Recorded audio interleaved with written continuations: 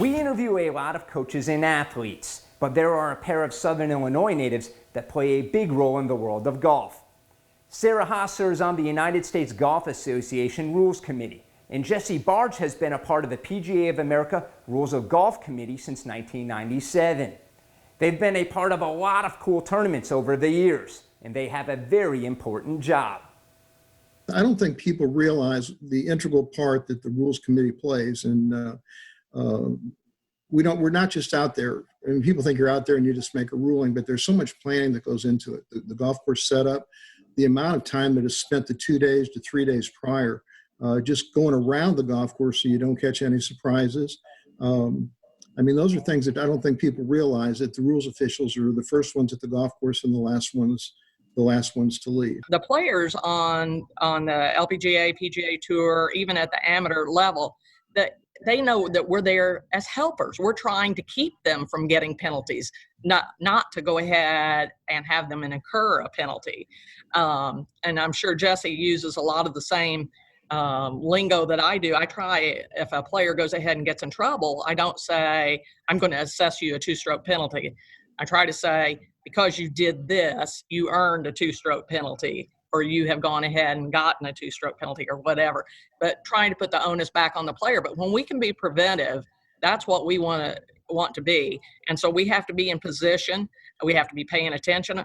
Sometimes it's pretty hard out there, if you're out there for 8 or 10 hours, to stay super focused and really watch in detail what those players are doing. Besides rulings, we're involved in a lot of administrative stuff that the Rules Committee does. And I know that Sarah's done it with the NCAA, and I did it with the regional. I mean, we actually choose the hole locations. We decide the length the golf course is going to play. So at some events that we work, depending on where, who else is there and then what responsibilities we have. But again, when I was doing NCAA regionals, I did the whole setup. I had to do a site visit, and Sarah does the same thing with the regional. And we've both been involved in NCAA conference championships too. And there's a lot more that goes into it. And then I've done that with some of the PGA events. The international players, a few of them, particularly about 5 to 10 years ago, did not speak or understand good English.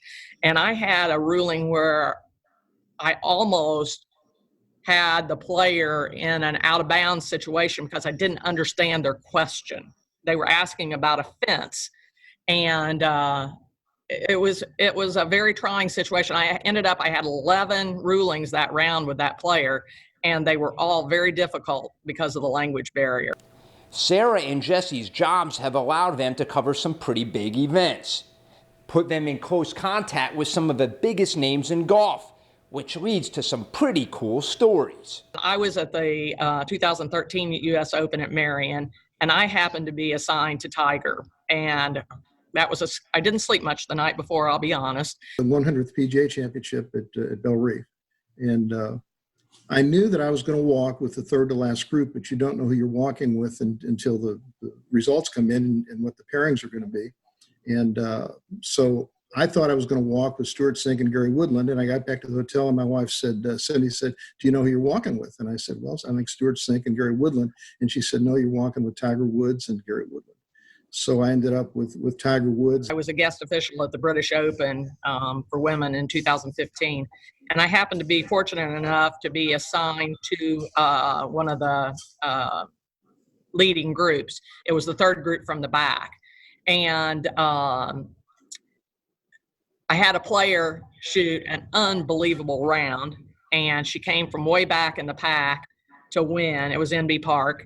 And NB was just so gracious, and she invited me to go into the scoring area with her after her round and just, took me with her everywhere. A big thank you again to both Sarah and Jessie for sharing some incredible golf stories.